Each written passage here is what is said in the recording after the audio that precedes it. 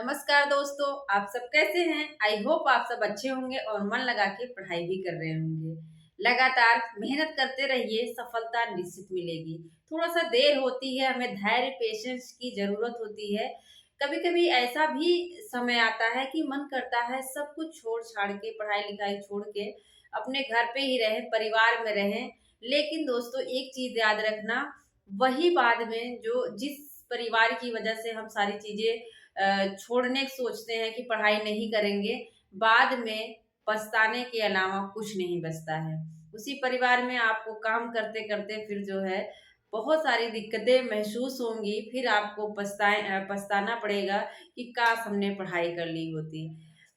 देखो जो पढ़ाई करता है, लगातार मेहनत कर रहा है, उसको सफलता मिलना निश्चित है। थोड़ा-सा समय लगता है, उसमें हमें धैर्य और पेशेंस की ज़रूरत होती है। बहुत सारे लोग ऐसे हैं जो आपको नकारात्मक चीज़ें बोलेंगे, नेगेटिव चीज़ें बोलेंगे और उस समय मन करेगा कि उनका मुँह तोड़ दें, उनसे लड़ाई करें, लेकिन उस समय आपको कुछ नहीं कहना है।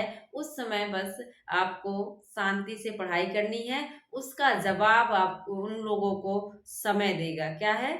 उस चीज़ का जवाब, उनकी बातों का जवाब समय देगा जब आप सफल हो जाएँगे। तो इन सब बातों को इग्नोर करते हुए अपने गोल पर ध्यान रखिए और आइए हम देखते हैं क्या है वक्रोक्ति संप्रदाय। हमने रीति संप्रदाय पढ़ा था। रीति संप्रदाय के प्रवर्तक जो हैं, हमने रीति कहा था कि मन बड़ा रीति रिवाज से चलता है, वामन है। और उसके बाद जो है आता है ध्वनि संप्रदाय, लेकिन ध्वनि संप्रदाय पढ़ के हम जो है वक्रोक्ति पढ़ रहे हैं। इसके बाद ध्वनि पढ़ लेंगे।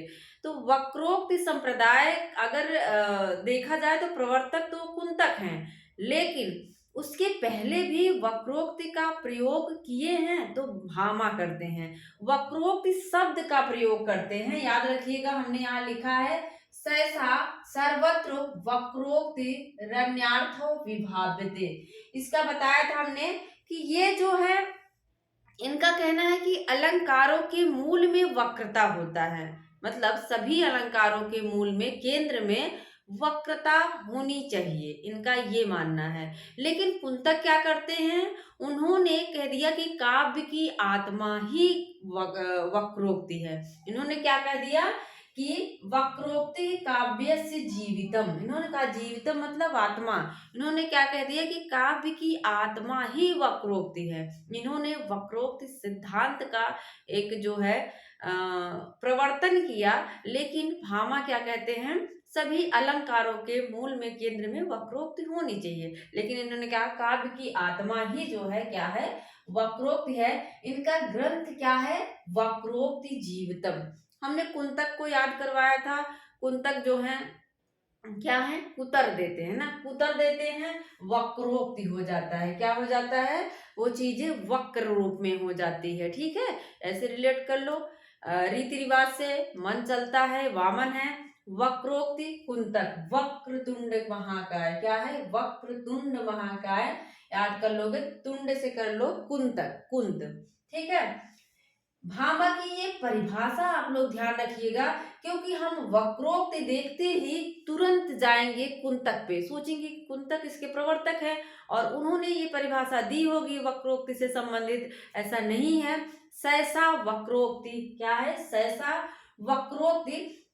मैंने जो लिंक किया था दोस्तों, उस समय क्या किया था, विभाव्यते पे जोड़ दिया था। आप देखेंगे यहाँ पे भामा है और भा से आ रहा है विभाव्यते। यहाँ भी भा आ रहा है, भा पे आ की मात्रा है, यहाँ भी भा पे आ की मात्रा है। तो लास्ट में जो विभाव्यते दिया है, वही जो है भामा की परिभाषा हो जाएगी।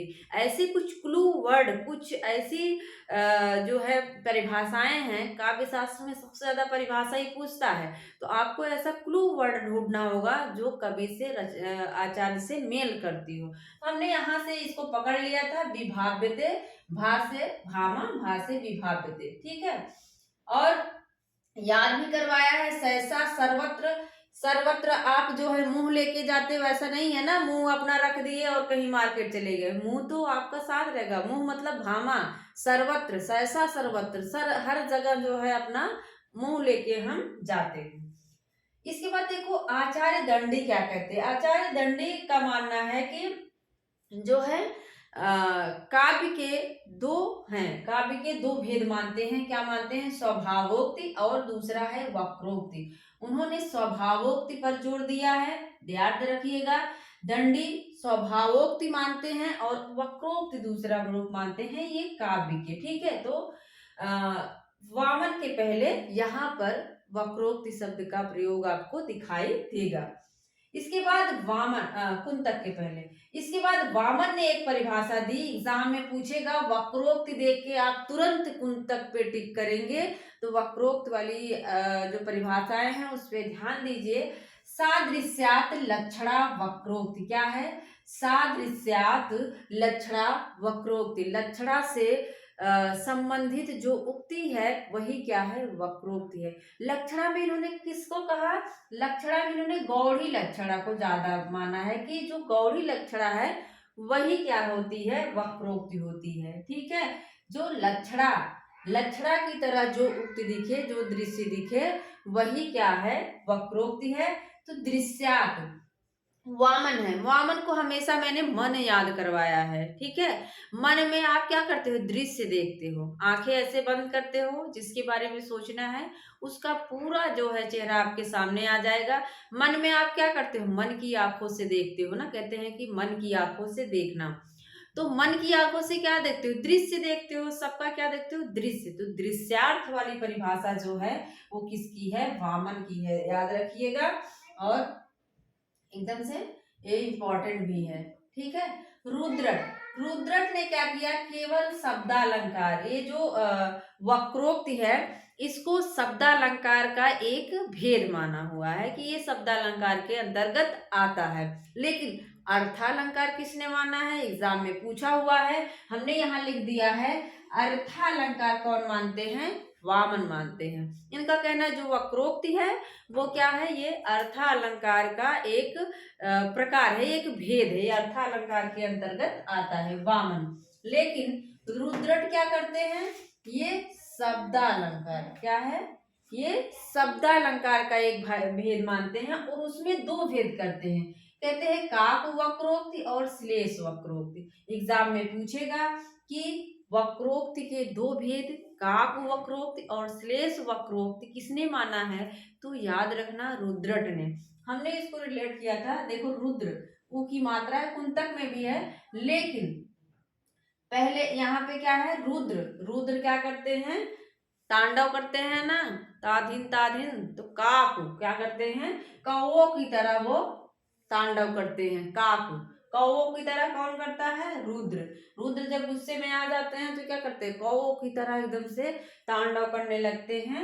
श्लेष, हालांकि मैं ट्रिक बनाई हूँ, उनका मैं अपमान नहीं कर रही हूँ कौवे से तुलना करके, बस ट्रिक है हमारी कि रुद्र जो है कौओं की तरह तांडव करने लगते हैं। श्लेष, श्लेष भी मानते हैं। दूसरा भेद क्या है? श्लेष है। काक का मतलब कि टोन, जैसे कि कोई बात कही जा रही है उसका टोन अलग, उसका मतलब कहने के अनुसार उसका अर्थ बदल जाए, वही क्या है? काक वक्रोक्त, मतलब कंठ के अनुसार, कहने के अनुसार जब जो है बात का अर्थ अलग हो जाए, वही क्या है? काक वक्रोक्ति है। श्लेष में क्या होता है आप जानते होंगे, एक ही शब्द के अलग अलग अर्थ होते हैं। काक का मतलब जैसे कहते हैं कि बैठो मत जाओ, कह देंगे बैठो, यहाँ पे लिख देती हूँ, जैसे कह रहे हैं कि बैठो मत जाओ, बैठो ऐसे कह दें, बैठो मत जाओ। लेकिन इसी को आप ऐसे भी कह सकते हैं, बैठो मत, बैठो मत जाओ। यहाँ पे दो अर्थ, मतलब शब्द वही है लेकिन आपके कहने का जो लहजा है वो अलग है, तो वही क्या है? ये काक वक्र, ये क्या है? काक वक्रोक्ति है। लेकिन एक ही शब्द के अलग अलग अर्थ हो तो श्लेष है, से एकदम सिंपल है। इसके बाद कुंतक की एक परिभाषा है, ये पूछी गई है तो इसको ध्यान दीजिएगा। क्या है?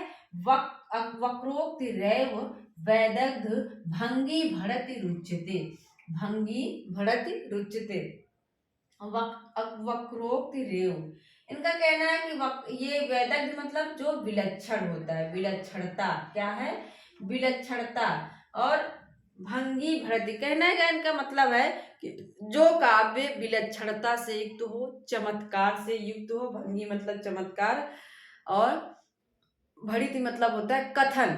जो कथन विलक्षणता से, चमत्कार से युक्त हो, वही क्या है, वक्रोक्ति है। वही क्या है, वक्रोक्ति है। तो याद रख लो, जब कुंतक मतलब हमने याद रख कराया था, कुतर देते हैं। जब कुछ चूहे कुतर दें तो उसकी भंगी भड़ित, उसकी भंगिमा चेंज हो जाती है। क्या हो जाती है, भंगी से याद कर लो, उसकी भंगिमा जो है भड़ित हो जाती है, एकदम भ्रष्ट हो जाती है। जब कुतर देता है तो उसकी भंगिमा मतलब भड़िति, भंगी भड़िति हो जाता है। क्या हो जाता है, भंगी भड़िति हो जाता है। तो याद रखिएगा इसको। इन्होंने देखो भेद किए, वक्रोक्ति के 6 भेद, लेकिन उपभेद अगर पूछे तो 41। कितने किए, 41। तो इन्होंने भेद 6 किए। अब यही 6 का पूछ लेता है कि निम्नलिखित में से कौन सा वक्रोक्ति का भेद नहीं है, या इसका कालक्रम लगाने, कालक्रम करें, इसका सीक्वेंस लगाने के लिए, क्रम से लगाने के लिए दे देगा। तो याद रख लो, वर्ड सबसे पहले क्या लिखेंगे आप, वर्ड लिखते हैं। किसी चीज को लिखना है, कोई बात लिखनी है, कमल लिखना है, तो पहले का लिखोगे, वर्ड लिखोगे ना, फिर वो कमल, पूरा कमल बन गया। पहले का, ये वर्ड है, फिर आपने उसमें कमल जोड़ दिया, ये क्या हो गया, एक पद हो गया। क्या हो गया, एक पद। तो वर्ड के बाद क्या आ जाएगा, पद आ जाएगा। क्या आएगा, पद आएगा। पद में 2 है, याद रख लो, पद में 2 है, पूर्वार्ध है और परार्ध। पूर्वार्ध मतलब पहले का, परार्ध मतलब बाद। तो पद के 2, पद से ही 2 हैं, पद पूर्वार्ध वक्रता और पद परार्ध वक्रता। ठीक है, 3 तो यही हो गए। इसके बाद जब पद हो गया तो कमल सुंदर है ऐसे कर दो। उसके बाद वाक्य लिखोगे ना, कमल के आगे तो कुछ लिखना ही होगा। तो क्या हो गया, एक वाक्य बन गया। पूरा क्या बन गया, पद के बाद क्या हो जाएगा, एक वाक्य बन जाएगा। और यह क्या है, एक प्रकरण है। प्रकरण ही तो है, हम कोई बात अगर कह रहे हैं तो क्या हो गया, कमल सुंदर है, एक प्रकरण बन गया। और इसी पे हम क्या कर देंगे, एक प्रबंध लिख देंगे। क्या कर देंगे, एक प्रबंध लिख देंगे। और ये भी याद रखे रहिए, वाक्य वक्रता को पूछा गया है और क्या कहते हैं, तो वस्तु वक्रता भी कहते हैं। क्या है, वा से वाक्य, वा से वक्रता, और वाच्य वक्रता भी कहते हैं। तो वा से वाक्य और वा से ही क्या है, वस्तु। मतलब यहाँ भी आधा शब्द दिख रहा है, यहाँ भी आधा शब्द। तो याद रखिएगा, वस्तु वक्रता किसे कहते हैं, पूछ ले तो आप वाक्य वक्रता लगाओगे। ठीक है, एकदम आसान है, एकदम से ये सारी चीजें रट लीजिए आप, एग्जाम में पूछी जाती है। और वामन, इसको रिलेट कैसे करेंगे, रुद्रट ने तो कह दिया कि यह एक शब्द अलंकार का भेद है, वक्रोक्ति। लेकिन वामन ने, मैंने सोच लिया था कि मन में देखो, हमें क्या चाहिए, अर्थ चाहिए। मन में चलता रहता है ना, हमें अर्थ चाहिए, धन चाहिए, पैसा चाहिए, ताकि हम सही से अपनी जिंदगी को जी सके। तो मन में क्या चलता रहता है, अर्थ, अर्थ पाने की, अर्थ धनार्जन करने की बातें चलती रहती है। ठीक है, और रुद्र क्या है, रुद्र तो जो है ये काकु वक्रोक्ति, काकु करते हैं। ठीक है, ये चीज पूछा जाता है। आचार्य शुक्ल जो है, कौन है, आचार्य रामचंद्र शुक्ल जो है, उन्होंने कहा ये जो पाश्चात्य अभिव्यंजनावाद है, यह भारतीय वक्रोक्ति का विलायती उत्थान है। सब एग्जाम में पूछा गया है, किसने कहा है, तो रामचंद्र शुक्ल कहते हैं कि जो पाश्चात्य अभिव्यंजनावाद है वह वक्रोक्ति का विलायती उत्थान है। कहने का मतलब सेम चीजें हैं, लेकिन इसमें कुछ अंतर भी हैं। सेम तो है, इन्होंने दोनों ने क्या किया है, कल्पना को महत्व दिया है। इन्होंने दोनों लोगों ने कल्पना को महत्व दिया है, अभिव्यंजना को प्राण तत्व माना है। समानता तो सभी कह रहे हैं कि ठीक है समानता, प्राण तत्व किसे मानते हैं, अभिव्यंजना को, दोनों लोग मानते हैं। अभिव्यंजना इसका प्राण तत्व है, ये क्या है, इसकी समानता है।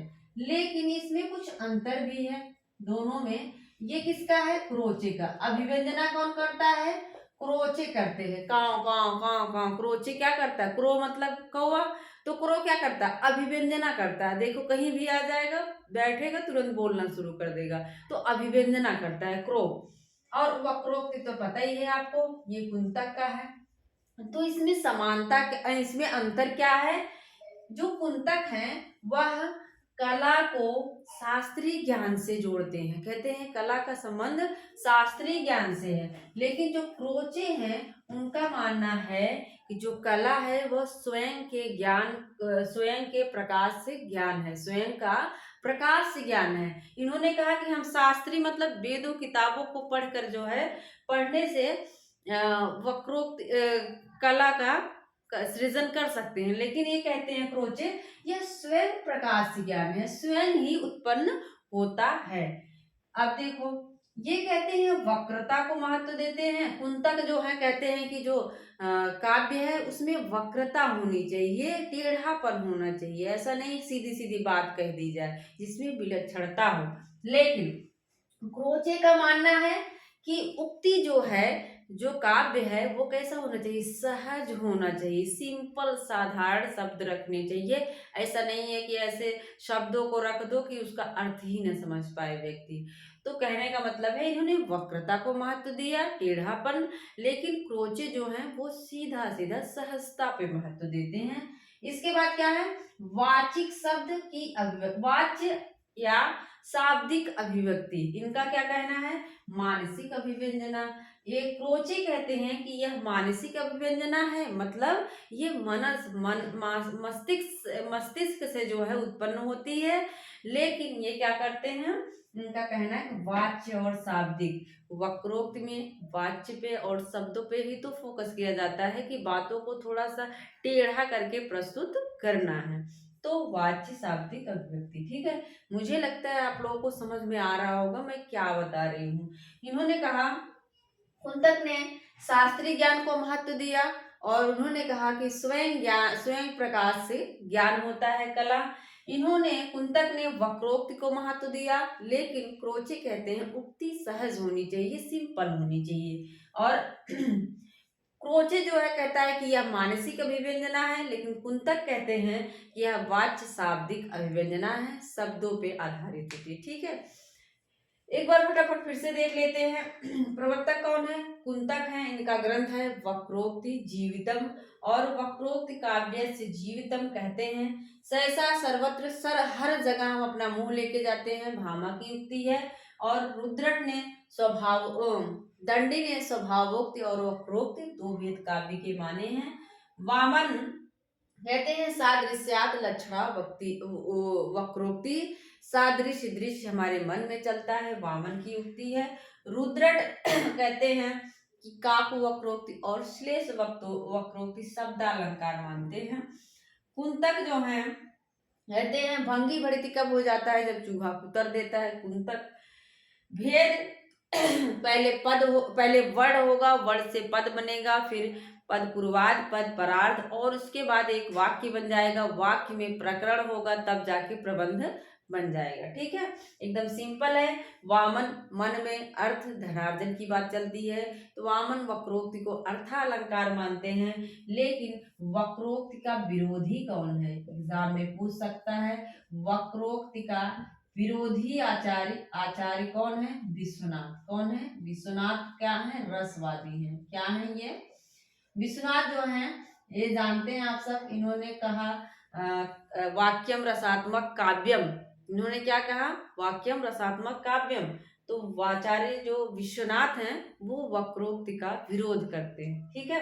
एकदम सिंपल, आसान है।